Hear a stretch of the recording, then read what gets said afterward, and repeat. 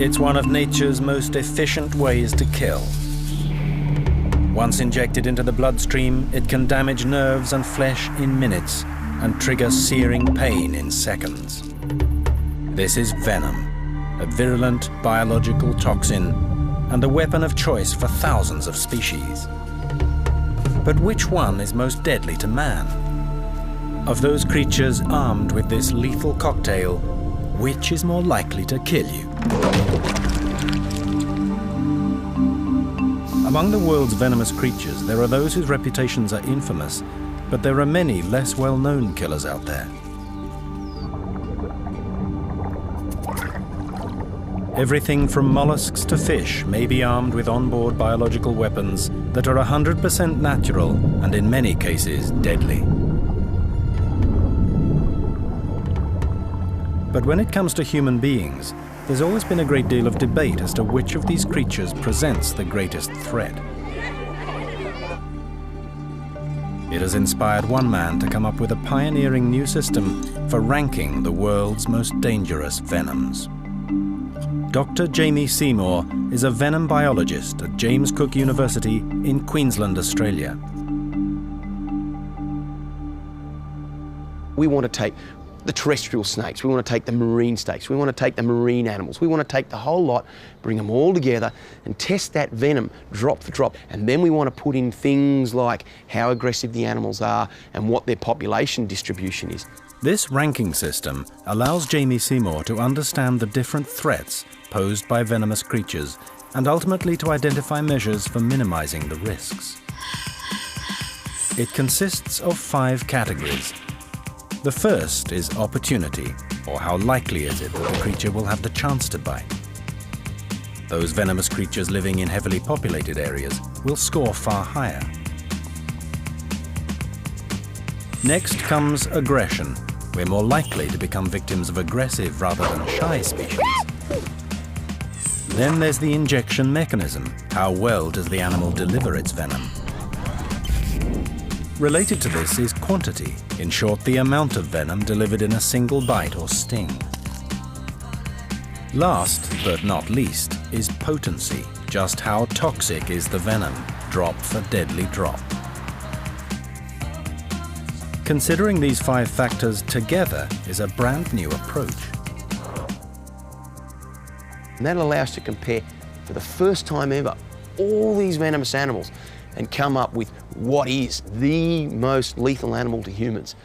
Not too sure what that'll be yet, but I think we're actually going to find a few surprises along the way. Let's take a look at the weapon itself. Demi. While most of us will have heard of venom, how many actually know what it is? Venom is a mixture of biological toxins. Unlike a poison, which must be swallowed or absorbed through the skin, venom is injected into the body during a sting or a bite. It can be used for hunting by disabling prey, or as a defensive weapon in the face of attack. The difference in strength and how the venom functions will have a significant effect on how it works on the human body. Something that Jamie Seymour has learned firsthand. His new study will take him up against the creature that most people think of when they hear the word venom, the snake. There are more than 30 species of rattlesnake alone, all carrying different venoms. While some venoms target the body's nervous system, creating havoc with the complex network of nerves that control its vital functions, others attack flesh and tissue, effectively starting the digestive process before the victim is even eaten. Having bitten its prey, the rattlesnake waits for the venom to take effect before feeding.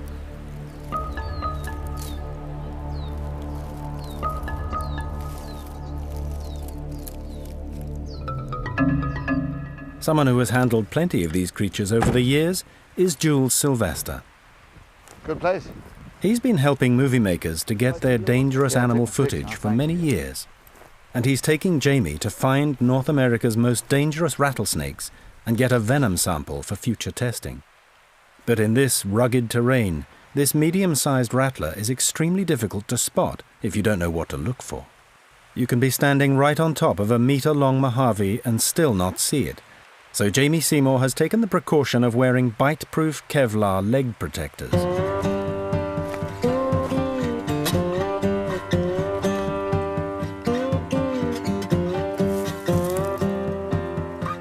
Oh, Jules. That's a Mojave. Very, very potent neurotoxin. It's most unusual because most rattlesnakes are hemotoxin. Yeah. That's neurotoxin. The Mojave's venom is a complex cocktail of enzymes and other proteins, forming an incredibly strong neurotoxin, designed to block the firing of nerves, particularly those controlling the muscles. It's the quickest way to stop prey in its tracks. Nothing like the amount of venom we're getting from the other one. Knock nerves out, and it's game over. It's paralysis, even death. That's amazing, isn't it? The Mojave rattlesnake is not the only rattler in these parts. In the lower desert nearby is the larger and more infamous western diamondback. But despite their overlapping territories, each has a very different venom. Ah! Gotcha. Yeah, I got him. The western diamondback carries hemotoxic venom that attacks blood vessels. Like many snake venoms, it starts the chemical breakdown of flesh even before the victim is eaten. Now that is your classic western diamondback rattlesnake. All the cowboy movies, this is the best Hollywood snake in the world. These guys account for more snake bites than any other snake in the country. It's obvious the rattle's making noise. I mean, what do you want it for? It's a warning for probably bison not to step on them. It's a go away, leave me alone. The western diamondback is more widespread and likely to be found at the edge of towns and cities.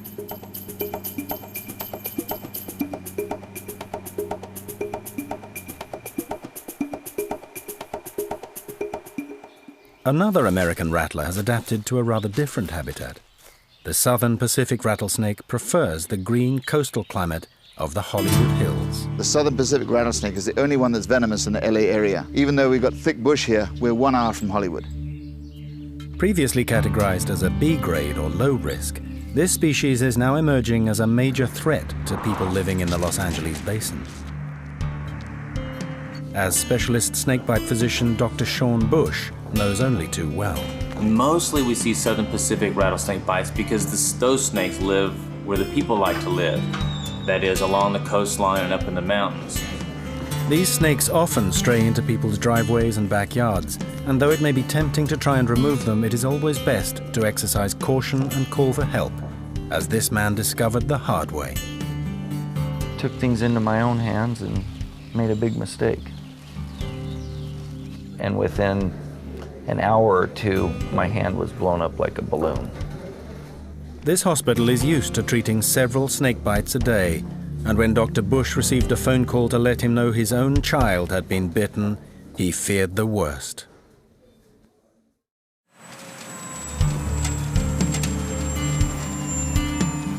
My son was actually in the backyard and picked up a little rattlesnake and got bit. We actually had 5 snakebite patients in the hospital that day. My wife pages me, 911. You know, I'm thinking the worst, and I've seen all kinds of bad things happen to people with snake bites.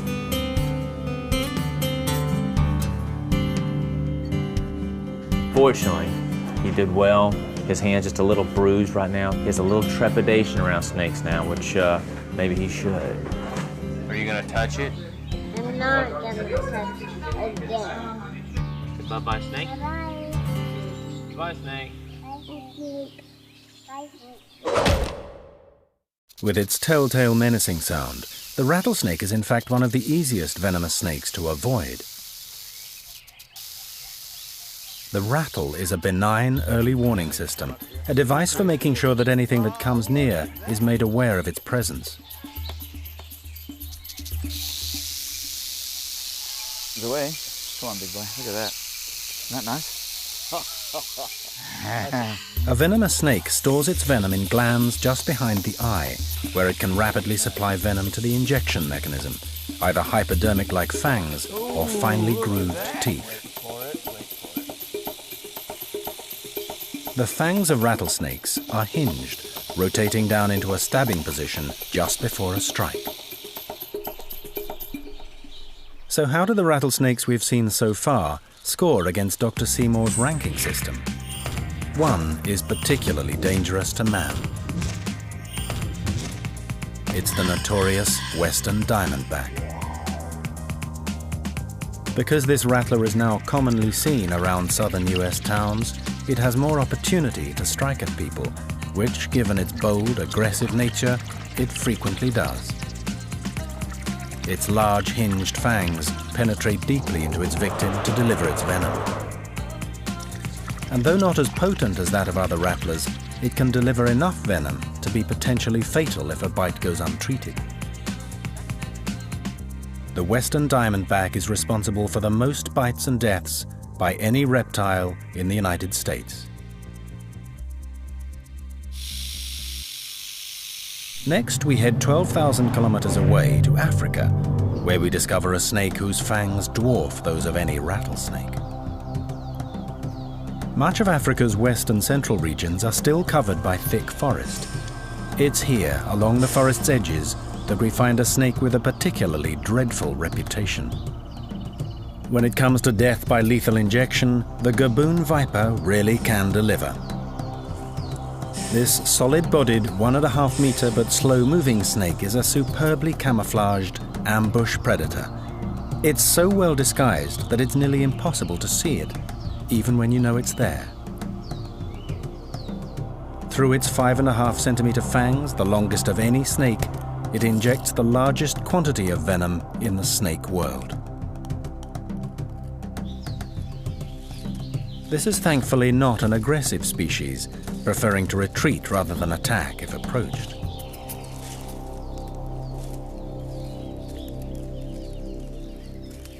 For any snake, envenomation of a human being is a waste of time and energy.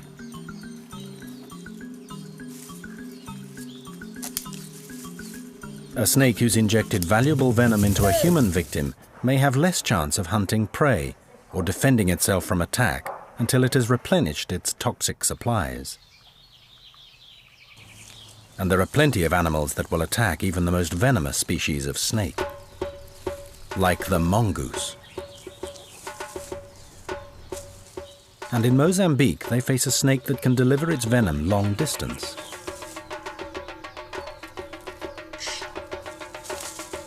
The spitting cobra takes the defensive use of venom into a whole new league,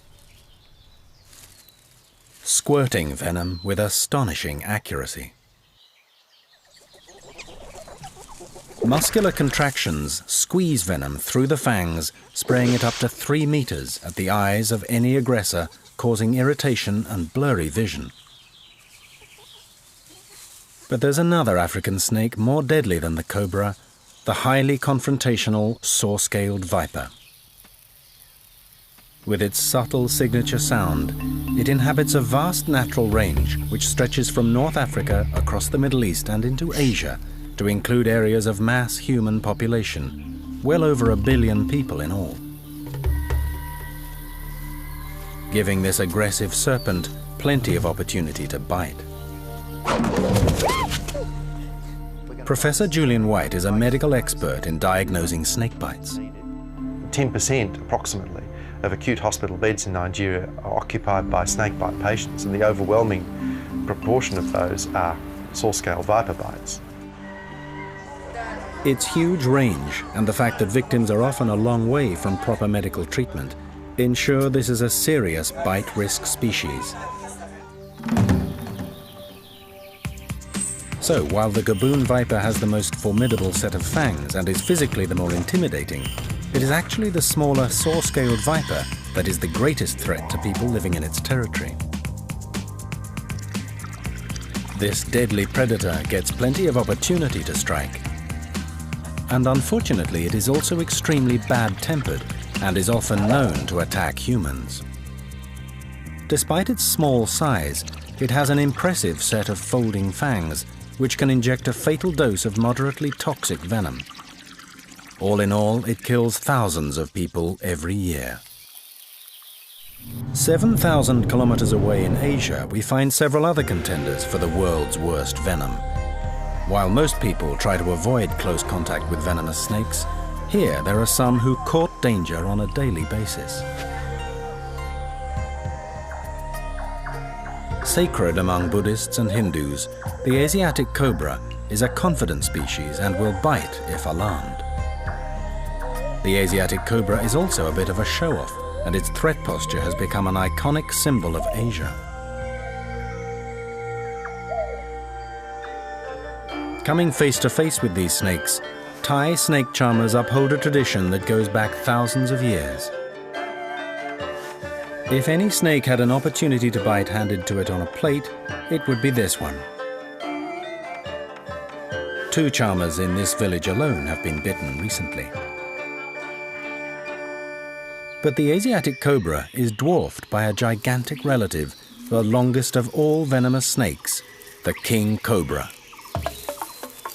At over 5 meters in length, the king cobra can raise enough of its body from the ground to stare a standing human in the face. Some have lived to tell the tale. I've been bitten 19 times by the king cobra, and I survived. Many people in our group have been bitten by snakes. It's not just me, it's more than 10 of us. I will keep performing until I die.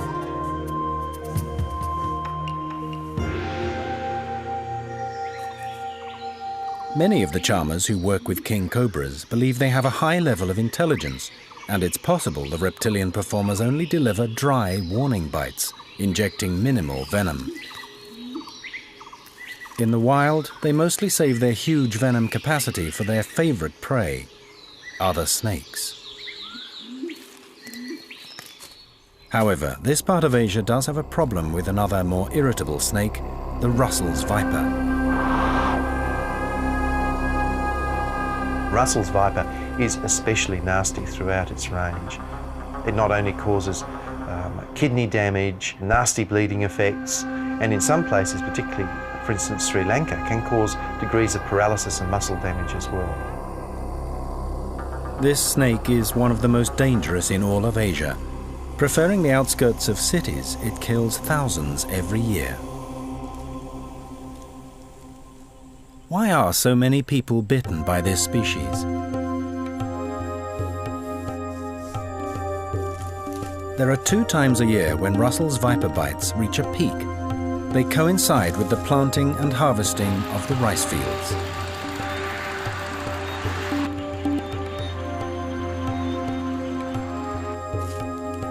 Many of this snake's victims are farmers whose remote rural location prevents them from getting the immediate medical attention this bite requires.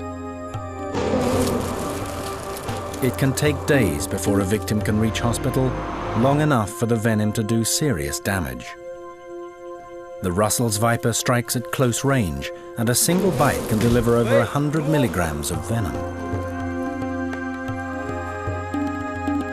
As the venom diffuses into the bloodstream, it interrupts the blood clotting mechanism, leading to hemorrhaging and finally to devastating kidney damage.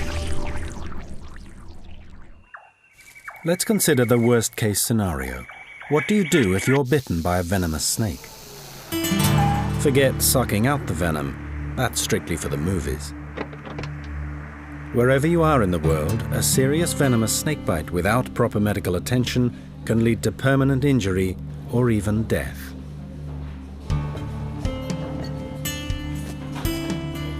In most cases, you need an injection of antivenom. This is an antidote created by injecting small amounts of the true venom into a host animal such as a horse. The immune response which follows produces antibodies against the venom. These are harvested from the animal's blood to make antivenom. We use predominantly horses because, one, they're big and you can get large volumes of blood from them without causing any problems to the horses. And the second thing is there isn't a great deal of diseases that can be passed on from horses to humans.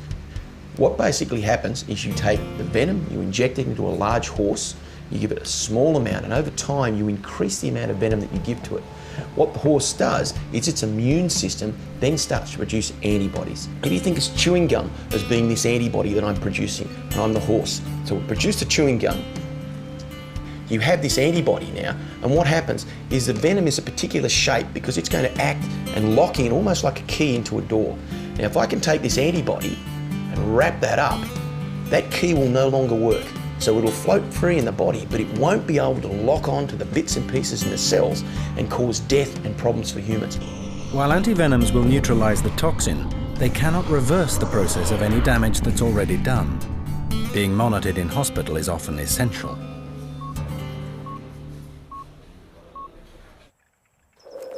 But there's one snakebite where even without antivenom, it is possible to survive. The Malayan krait is one of the few Asian snakes carrying a purely neurotoxic venom. As a nocturnal hunter, it stalks its prey in darkness by following scent trails, often entering through an open window or door. And the sleeping inhabitants may never even know they've been bitten, especially since the fangs are very small.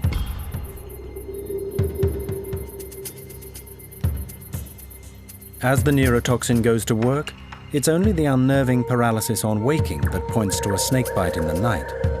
The toxin blocks nerve endings that control muscles, including the rib muscles vital for breathing. But unusually, this venom can work its course through the body, and as long as the victim can be kept breathing through the paralyzing effects, they are likely to survive.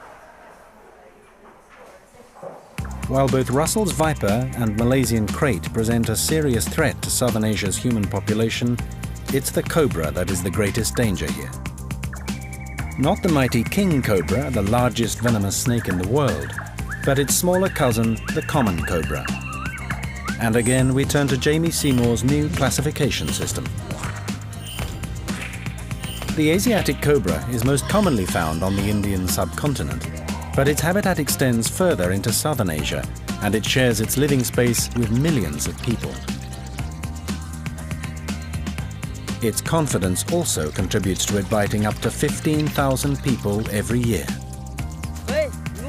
While its fangs are not the biggest, the snake does produce a surprisingly large volume of venom. Thankfully, its venom only scores moderately on our potency scale. Nevertheless, it remains one of the biggest killers in the venomous world.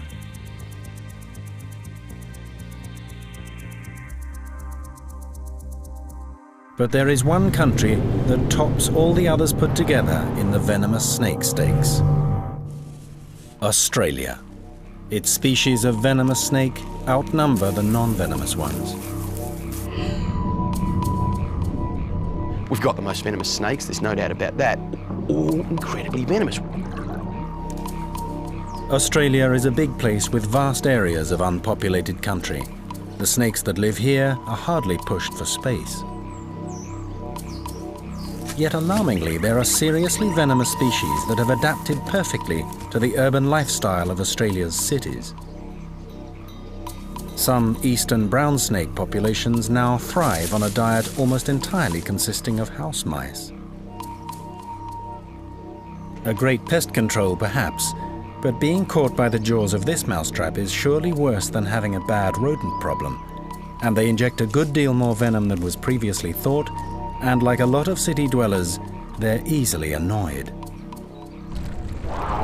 The venom of the eastern brown is particularly unusual because it causes the blood to clot rapidly.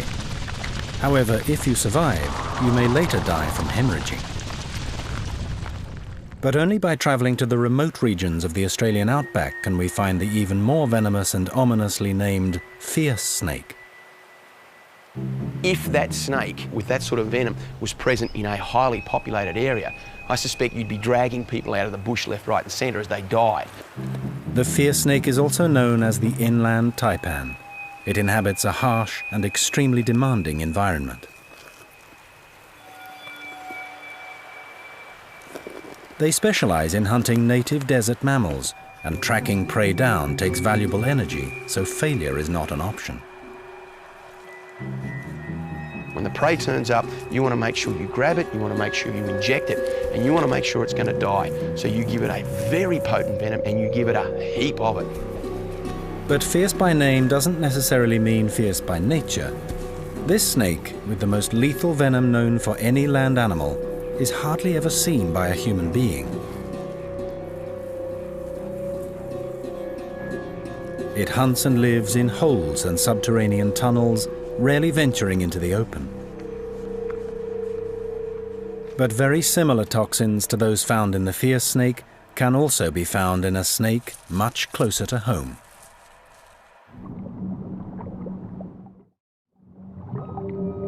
Around Australia's coastlines, we find a highly venomous sea serpent. The olive sea snake is gregarious and confident around human beings and can frequently approach divers and snorkelers.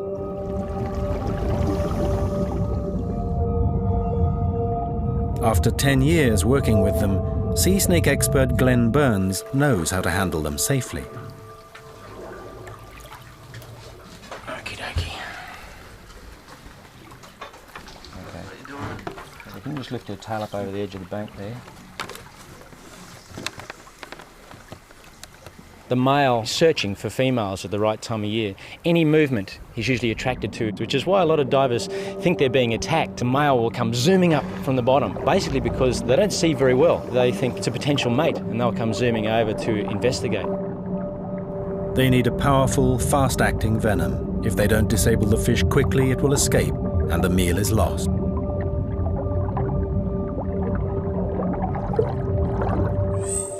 But of all Australia's snakes, it's not the sea snake that comes out top, nor is it the serpent with the strongest of all venoms, the fierce snake.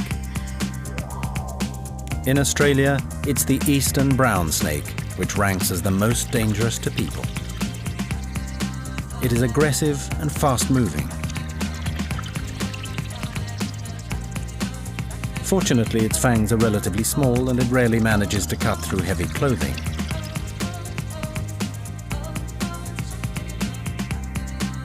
Historically, eastern browns were thought to produce a tiny amount of venom, but recent studies suggest that this is not the case. And their venom has a rare blood-clotting quality, which if delivered directly into the bloodstream, can kill a human in minutes.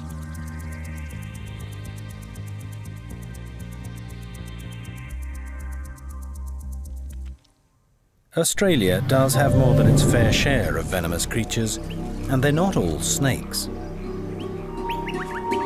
There are hundreds of other species that can sting and bite.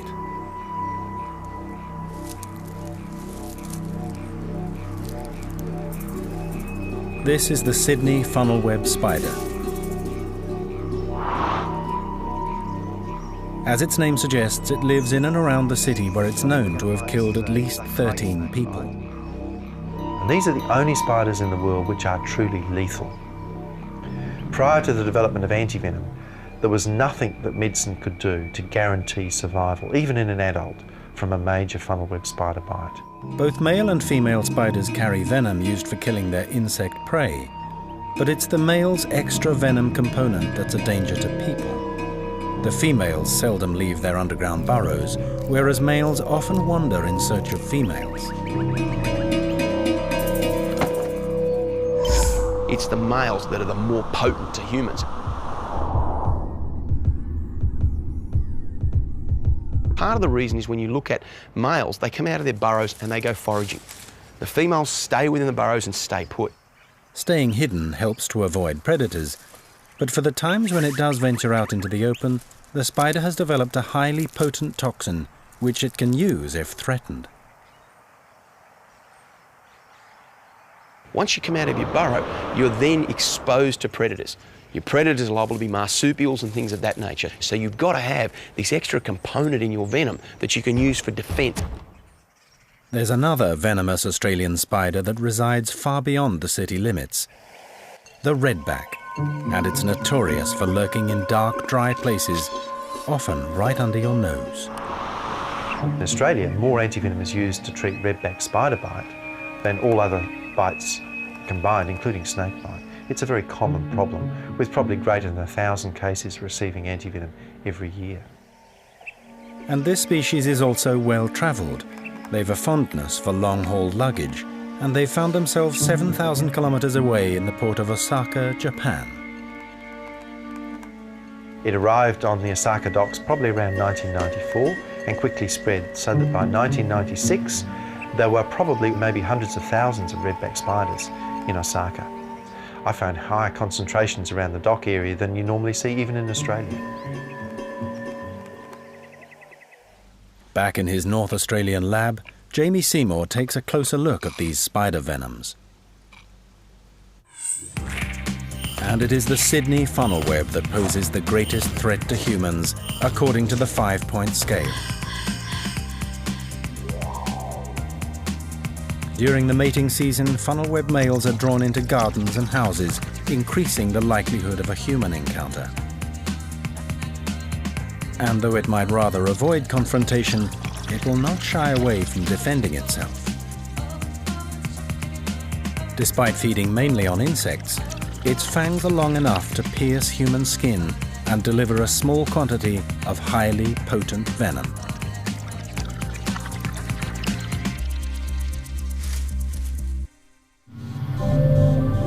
Back on our quest to find the world's worst venoms, Dr. Jamie Seymour and venom enthusiast Jules Sylvester head back to the desert in search of the only lethal species of scorpion in the United States, the Arizona bark scorpion.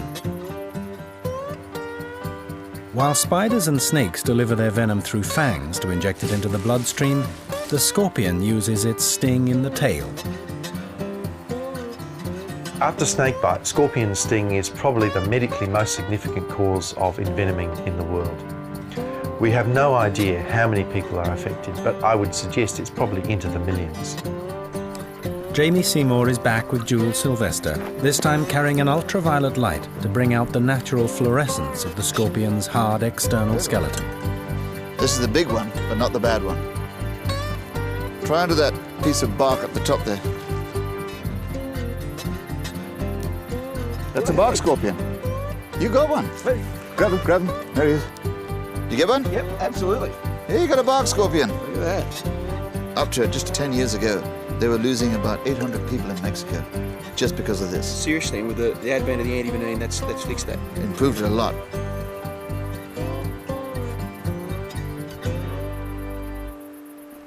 Found in the American Southwest and northern Mexico, the bark scorpion does encounter human beings fairly often, but is unlikely to sting unless provoked.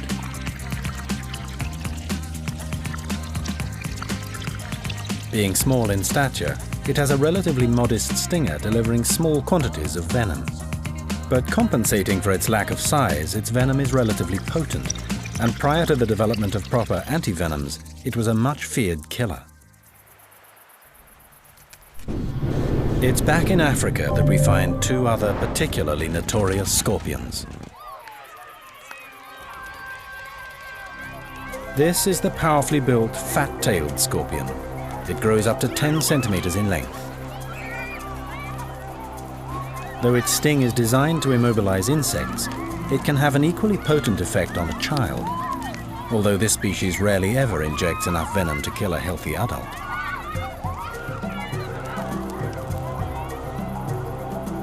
The distinguishing feature of most scorpion stings is that the toxins they contain have a very different effect on the nervous system than any of the snakes we've seen, sending it into a kind of physiological overdrive, with heart rate and blood pressure sent soaring.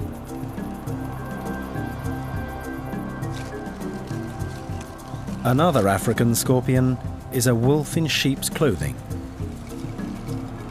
The death stalker more than compensates for its small size and unimpressive-looking stinger by having more toxic venom, drop for drop, than any other species of scorpion.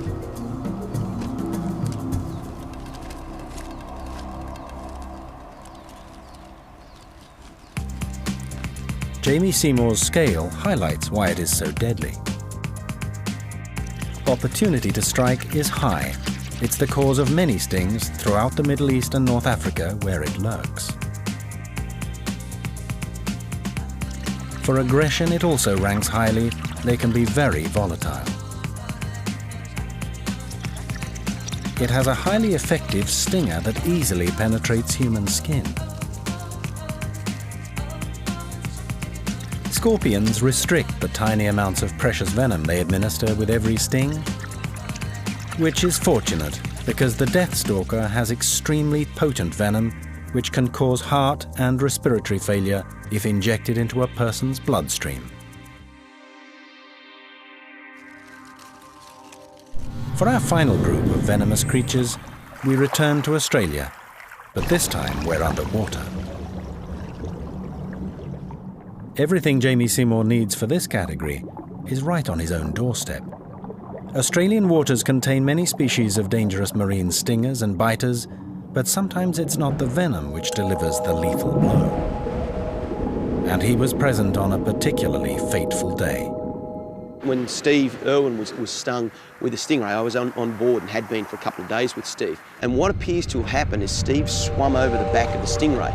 From the animal's point of view, is a big shape coming over the top of it. Big shape in the water normally means big predator.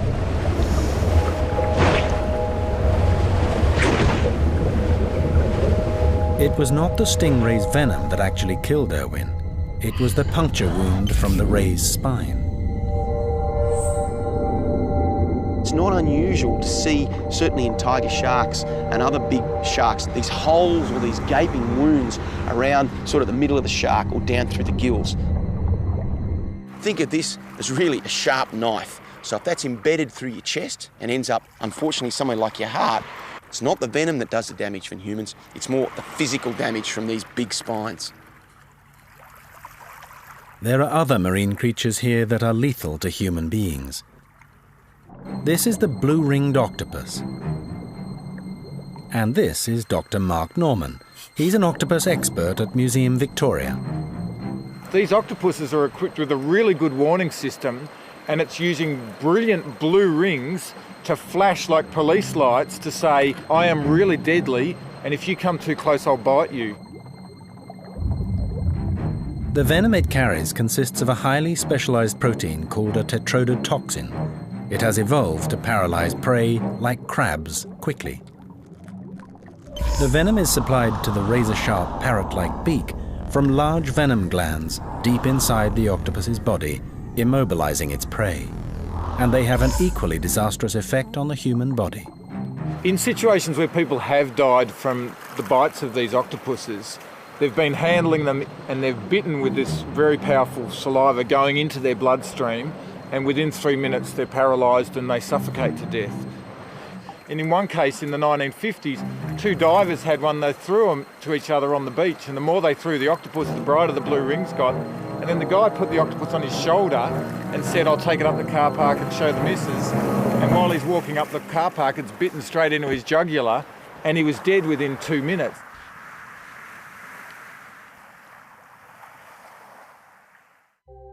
Worse still on the list of Australia's most deadly venomous creatures is the harmless-looking box jellyfish.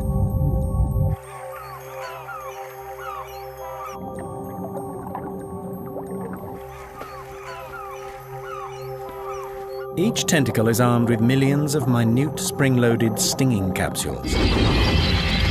They inject venom into blood vessels just beneath the skin, where it travels rapidly through the bloodstream and eventually to the heart.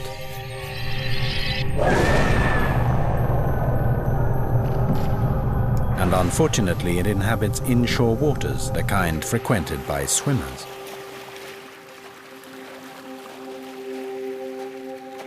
Jamie Seymour has been on the wrong end of the box jelly's tentacles more than once. And I've got to tell you, I mean, it hurts. It's almost a surreal pain, but it reaches its peak level almost instantaneously and stays at that level for about 10 to 15, maybe 20 minutes, and then it just shuts off.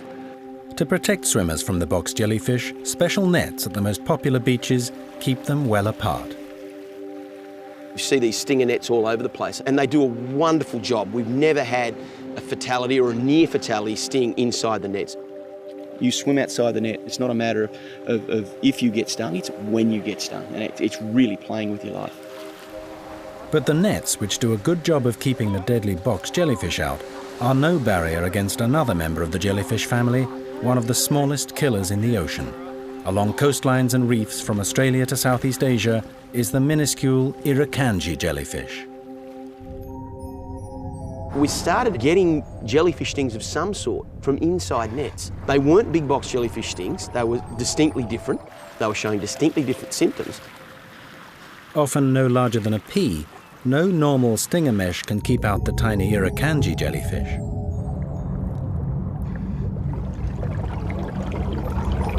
As I've duck dived down, I've got stung across the top of the lip. But unlike the box jellyfish, the venom of the irukandji lingers in the victim's tissues. It's this that gives the sting a delayed reaction.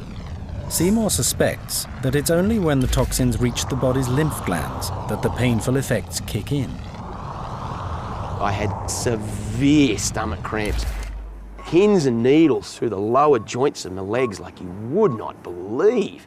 And we're now getting large quantities of painkillers and it was just hell on earth. Far less dangerous to people but fatal to fish is another bizarre marine killer, the cone shell. Whereas most venom's lethal impacts are based on just a few key proteins, that of the cone snail contains hundreds of toxic compounds. Among them are nerve-blocking chemicals that can induce instantaneous seizure and a strong sedative that prevents the prey from struggling. But like most snails, this one operates at a pretty sedate pace. It only needs to feed once a week, and its super strong venom guarantees that when it does hunt down prey, it almost always makes a kill. However, scientists have actually discovered a way to utilize this venom as a super strong painkiller. Now these animals are cone snails. I mean, they're basically little chemists. There's already been a painkiller that's been extracted from the venom, and who knows what else may be in there.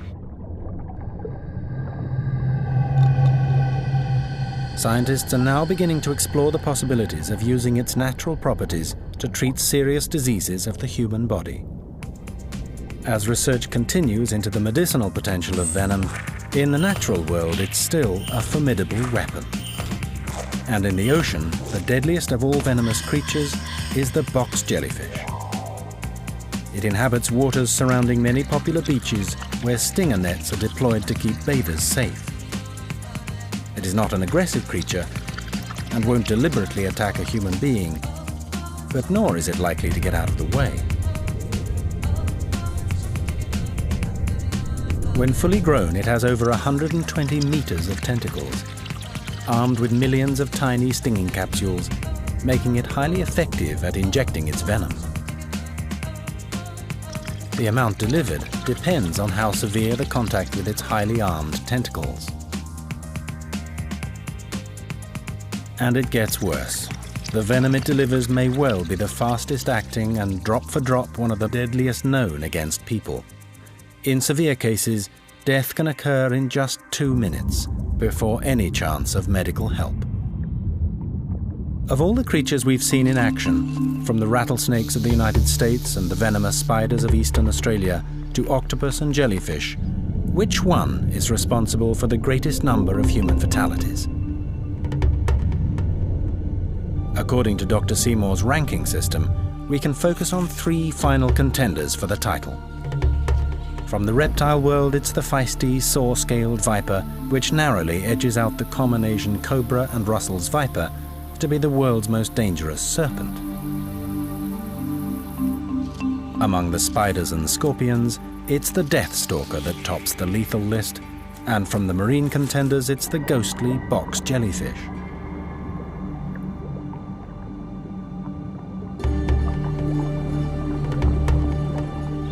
Surprisingly, many creatures with extremely toxic venoms measured drop for drop don't feature amongst our finalists, simply because they don't get the chance to encounter humans often enough to rate among those most dangerous to people.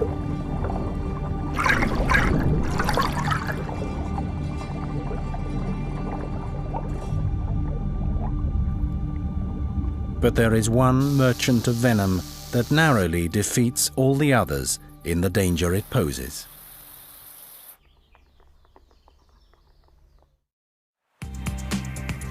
According to our key criteria, the most dangerous venomous creature on Earth lacks a big Hollywood reputation.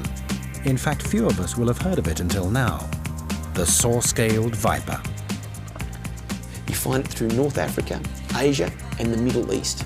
Now, through that area, there's something like 1 billion people inhabit that area, and probably 60, 70, 80, 100,000 people a year get bitten. Out of that, 20,000 people die each year.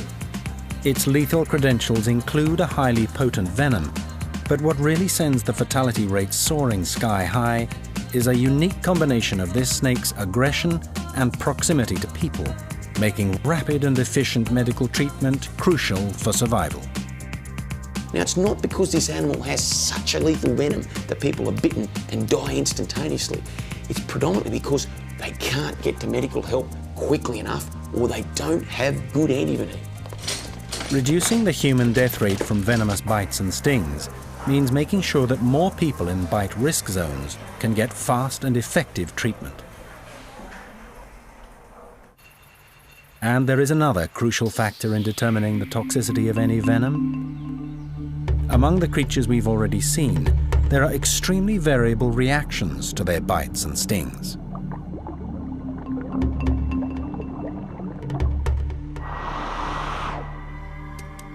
Take the Sydney funnel web, potentially deadly to humans. Its venom has almost no effect on the local cat and dog population. This venom appears to be especially toxic to monkeys and humans, but harmless to felines and canines. However, when it comes to the bite of the North Queensland tarantula, it's the other way around. Human beings suffer localized pain, while cats and dogs usually die. And surprisingly, it is a specific reaction to venom that makes one species an unlikely mass killer. The humble honeybee. While many of us would shudder at the prospect of venomous snakes and scorpions in our backyard, it's actually bee stings that kill more people in the Western world than any other species. It's not direct effects of the venom, but it's because people go through what they refer to as anaphylactic shocks. In other words, they're allergic to these bee venoms.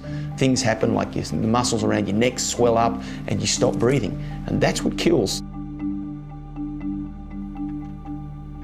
Such a significant difference in reaction to venoms has also inspired Jamie Seymour to plan another element for his venom rating system. Lab-based experiments designed to find out exactly how severely each of the world's most toxic venoms actually attacks human cells. The reason for this is simple. What they've done routinely is test them on mice or rats, which works well if you want to know how lethal these are against rats and mice, but it doesn't tell you anything about how lethal they are on human cells. So far, Dr. Seymour has begun experiments on human heart cells. Not people, of course, but cell cultures specially grown for the purpose. So these containers here are the key to everything we're doing. Basically what we've been able to do is grow human cells. We have about 10,000 cells in each little well. We can add venom from any sort of animal we want. Having done that, we can then add a dye to it, and that dye will stain up red as the cells die. So more and more cells die, the redder the material in there becomes. The results are already proving invaluable. Venom from the controversial Sydney funnel web spider has been confirmed highly toxic, exceeding the drop-for-drop potency of the deadliest scorpions tested. Among the reptiles, the most toxic venom tested belonged to the inland taipan, killing over 60% of heart cells in the first 10 minutes. Thankfully, this snake remains remote from human contact in the Australian outback. But the most astounding result is the extraordinary toxicity of the box jellyfish venom, which began killing human heart cells virtually on contact, and which destroyed 100% of all cells within 10 minutes. Jamie Seymour has long suspected that box jelly venom is both extremely potent and fast-acting on humans as well as fish. Now he has the first clinical proof. While his groundbreaking research into the effects of venom on human cells is just beginning, there are scientists already exploring venom's potential to cure arthritis, heart disease, and cancer. So these toxins may not always be bad news for human beings. Who knows? We may one day owe our lives to some of the most dangerous, venomous creatures in the world.